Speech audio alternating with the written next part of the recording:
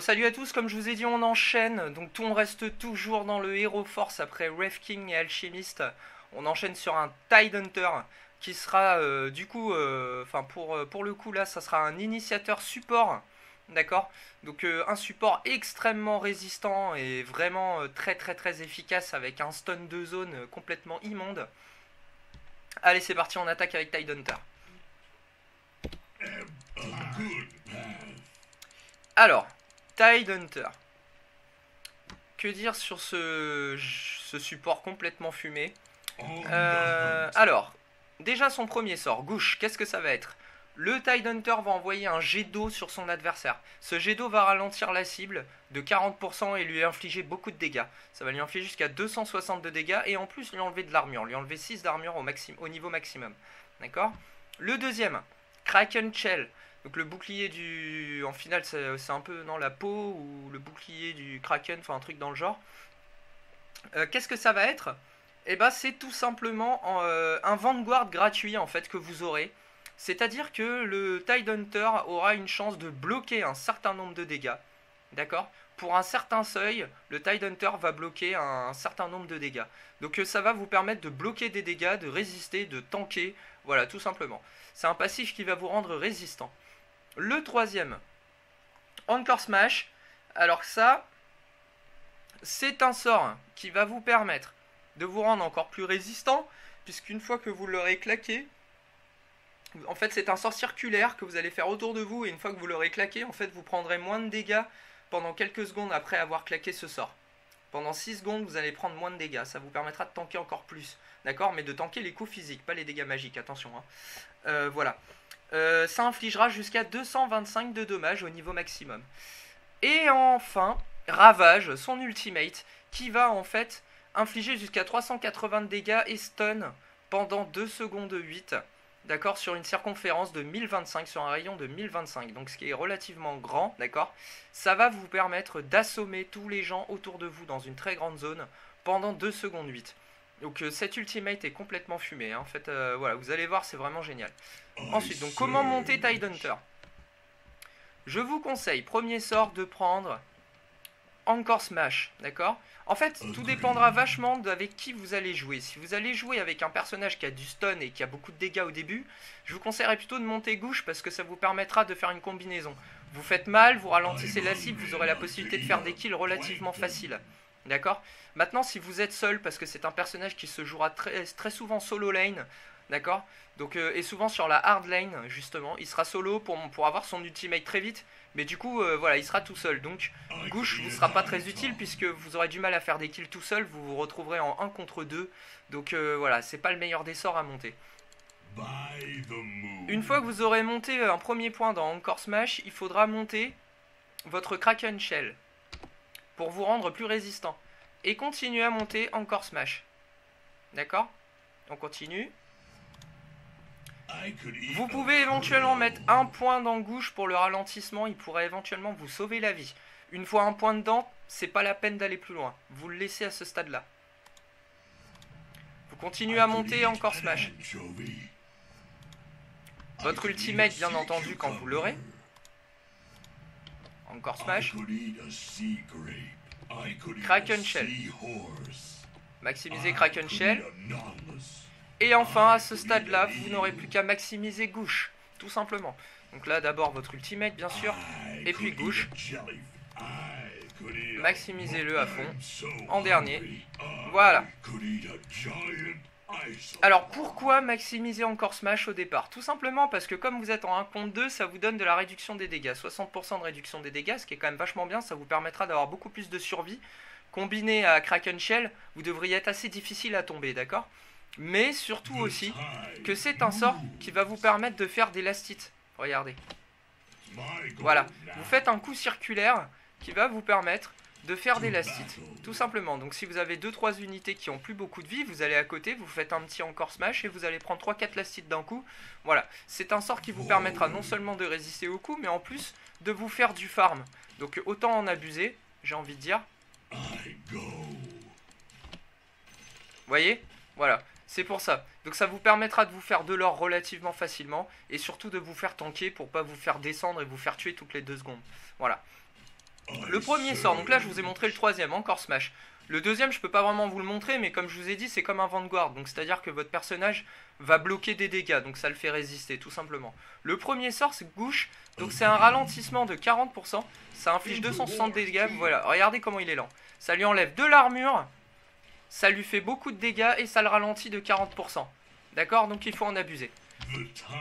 Et enfin, son ultimate, ça ressemble à ça. Voilà, et ça assomme tout ce qu'il y a dans la zone. D'accord? Donc c'est quand même complètement fumé. Vous avez vu la surface que ça prend, enfin voilà, hein. C'est complètement fumé. Bon, on va monter le perso au niveau max, voilà. Comment équiper notre Tidehunter? Très simple. Déjà Arcane Boots en premier, parce que ça va vous prendre énormément de mana tout ça là. Donc il vous faut une bonne réserve de mana, donc Arcane Boots. Et puis vous êtes support aussi, n'oubliez pas. Donc tout l'objectif d'Arcane Boots. En premier objet, je vous conseillerais fortement la Blink Dagger. Pour la simple et bonne raison que la Blink Dagger va vous permettre de blinker au milieu du teamfight et de lâcher votre ultimate. Parce que si vous vous amusez à courir pour aller dans le fight et pour lâcher votre ultimate, tous vos potes auront le temps de mourir, hein.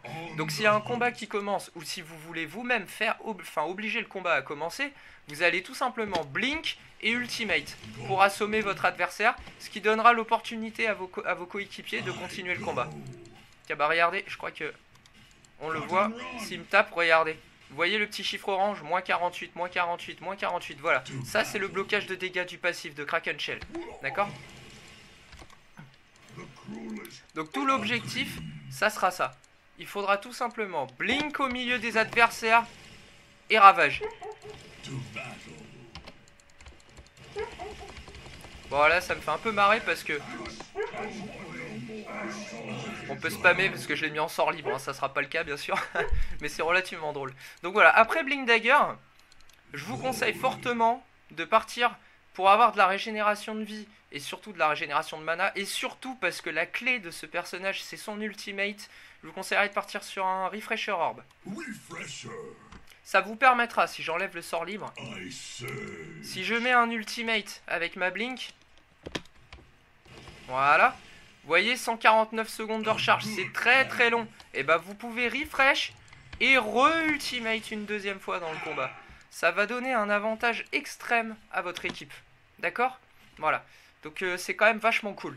Ça vous donne 2 ultimates d'affilée, c'est vraiment bien. Ou sinon, si vous avez plus d'ultimate parce qu'il recharge, l'ultimate orb, enfin le refresher orb, vous permettra de forcer la recharge et puis bah, de pouvoir avoir un ultimate voilà, au besoin pour un teamfight. Donc je vous le conseille fortement. Un ultimate orb c'est très bien. Ensuite, je vous conseillerais une combinaison de votre ultimate avec Shiva's Guard. Shiva's Guard va ralentir la vitesse de déplacement et la vitesse d'attaque de vos adversaires, d'accord? Et en plus infliger des dégâts de blast, infliger 200 de dégâts à chaque unité que vous allez toucher. Donc combiné à votre ultimate, c'est complètement fumé, d'accord? Donc c'est vraiment super bien. Donc du coup ça obligera les ennemis à taper moins vite, donc à vous donner moins de coups. Ils vont être ralentis, ils auront énormément de mal à s'enfuir du combat.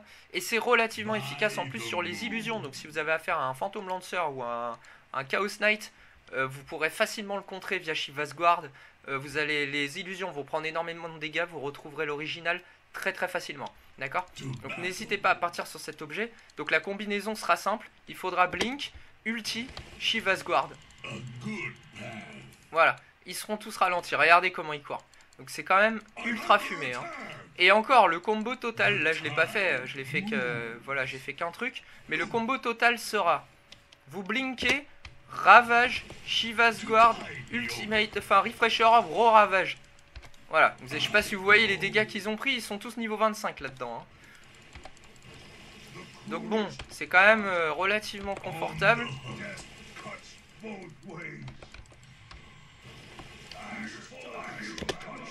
Voilà, donc faut pas hésiter, Shiva's Guard. Très bien, en plus ça va augmenter énormément votre quantité de mana, et ce personnage en a vraiment besoin vu les sorts qu'il a, ça lui prend quand même beaucoup, 120, 60, bon celui-là vous pouvez plus ou moins le spammer, mais son ultimate 325, donc c'est quand même beaucoup. Si vous en avez 2 à faire d'affilée, si vous avez une grosse quantité de mana, c'est quand même vachement cool. Enfin, pour vous rendre un peu plus tanky, je vous conseillerais, soit si la game, donc, enfin d'abord, tout dépendra de la game. En fait, si elle se passe vraiment bien et qu'en face ils n'ont pas beaucoup de vie, je vous conseillerais une radiance. Vous allez brûler, ça va vous donner de l'esquive en plus et vous allez brûler vos cibles. Enfin, vous allez brûler les gens qui seront autour de vous, ils vont perdre de la vie en plus. Vu que vous êtes résistant et dur à tuer, voilà, vous allez les faire mourir les uns après les autres, surtout pendant votre ultimate plus Shivas plus re-ultimate via le refresher. Enfin voilà, c'est complètement fumé, hein. Avec les dégâts de brûleur de la radiance, ils vont pas faire long feu. Voilà. Si vraiment par contre vous prenez trop de dommages, partez sur un Heart of Tarrasque. Ça vous fera tanker encore plus, vous allez vraiment avoir beaucoup de vie. Donc voilà.